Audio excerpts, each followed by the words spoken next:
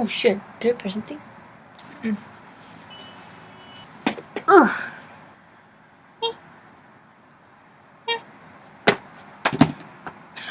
What's up, cuties? Welcome to our 4th episode of DIY K-pop Closet, and I'm sure you guys know that a few days ago Blackpink released their new music video called As If It's Your Last. Yeah, I remember we were keep refreshing our YouTube feed to watch the video, and when it was finally uploaded, we immediately wrote a comment there hoping that they'll notice, but that thing didn't go well, obviously. At least we tried. Yeah. So we decided to create a red top that Lisa was wearing, as well as the checkered skirt that Rose was wearing. For the top, you'll need 1 yard of red jersey fabric and half a yard of white jersey fabric. And for the skirt, you'll need a 1 yard of checkered pattern fabric and 1 zipper. And you guys know the drill. The final uppick lookbook will be at the end of the video, so make sure to stick around with us till the end. And let's get this video started. First, measure the narrowest part of your waist and the widest part of your hip, and lastly, how long you want your skirt to be starting from the narrowest part of your waist. Let's call the measurement a star, heart, and a triangle respectively. Next, with the measurement you just measured, we're going to draw a trapezoid shape. The width at the top of the trapezoid, aka waist, is going to be equivalent to star divided by 4. The width at the midsection of the trapezoid, aka hip, is going to be equivalent to heart divided by 4. By the way, the hip is located at 7 inches down from the waist. And the width at the bottom of the trapezoid, aka hem, is going to be equivalent to heart divided by 4 plus 1.5 inch. And lastly, the length of the trapezoid is going to be equivalent to triangle. Next, mark 1/4 inch down from the top of the center front and then connect that mark to the top corner of the sideline. Make sure when you connect the 2 points, the lines are smoothly blended and slightly curved rather than being straight. And that is going to be your new waistline for the skirt. Next, we're going to create a waistband, and to do so, first create a 1.5 inch wide section at the top waist portion of the skirt. Then cut the skirt into 2 separate pieces following the line that we just drew. Let's copy the 2 pieces on a new sheets of paper so that we have both front and back pieces for the waistband and the skirt pattern. For the back waistband and skirt, draw 1/2 inch seam allowances accordingly except 1 inch for the hem, and cut 2 unfold for back waistband and cut 1 unfold for back skirt. For the front waistband and skirt pattern, before we draw the seam allowances, we're going to make the pattern 3.1/8 inch narrower at the width. To do so, cut off 3.1/8 inch at the center front of the skirt and waistband pattern. Once you're finished, draw 1/2 inch seam allowances accordingly except 1 inch for the hem, and cut 4 for the front waistband and cut 2 for the skirt pattern. Now let's make the pattern for the Lisa's top. First, trace half of your favorite oversized long sleeve jersey top. You'll need to trace the front and back neckline, shoulder, armhole, side seam, and the hem. Next, we're going to make the neckline wider and deeper. To do so, first, for the center front neckline, go down 3.25 inch. For the center back neckline, go down 1/2 inch. Lastly, for the shoulder, move 1.25 inch to the right. Mark all those 3 points. Then we're going to connect the new center front neck to the new shoulder point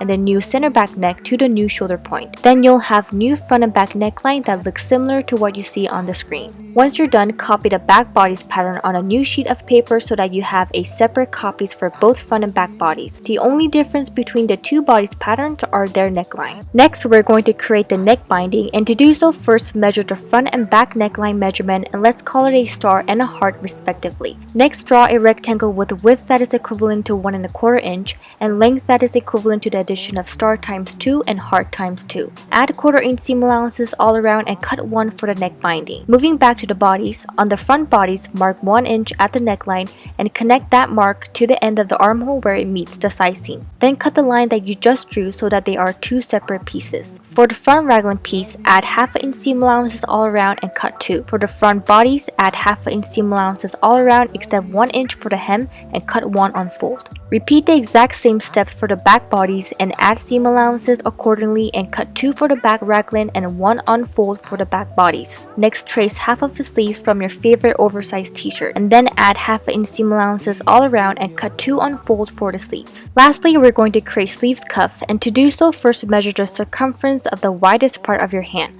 Let's call the measurement a star. Next, draw a rectangle with length that is equivalent to 4 inch and width that is equivalent to star measurement. Add 1/2 inch seam allowances pieces all around and cut 2 for the cuff. You'll need to draw and cut these shapes on a stencil paper for this project. An 08 and 2 stripes for the sleeves, the word trust for the front bodies, and the word line and another 08 for the back bodies. Once you have cut out the stencil, position them to the pieces you have just cut out and use the fabric paint to paint over the stencil. Once it's all dried up, gently remove the stencil from the fabric. For the bear's mouth, we figured it's more easier to actually draw the shape using a small brush rather than cutting a stencil for it. Make sure to repeat the exact same steps for the rest of the stencils on the front and back bodies and the other remaining sleeves. Sew the style line of the front raglan and front bodies together in 1/2 inch and repeat them for the back bodies as well. Next, sew the shoulders of the front and back bodies together in 1/2 inch. Then grab the neck binding and fold it in half in lengthwise and sew them together in 1/4 inch. Once you're finished, fold the neck binding in half and place it on top of the neckline of the bodies and sew all 3 layers together in 1/4 inch. Now grab your sleeve and sew the armholes of the bodies and the sleeves together in 1/2 inch. Next, lay the back bodies and front bodies with the right sides facing together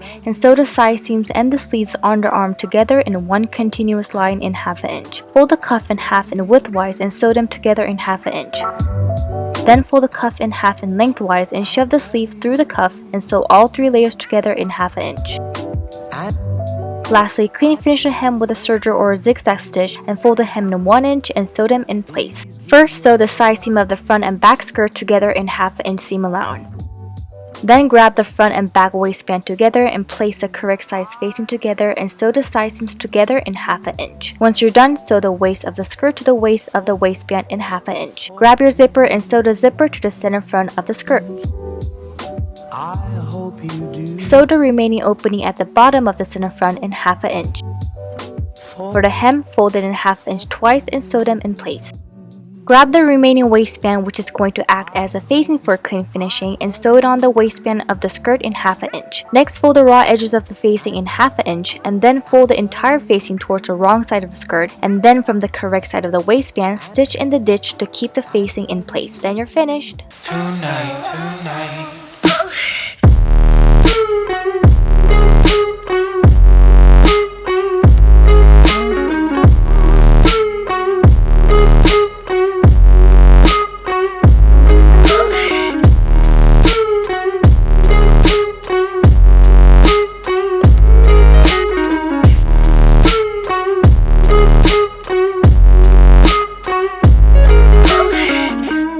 Cast me far away.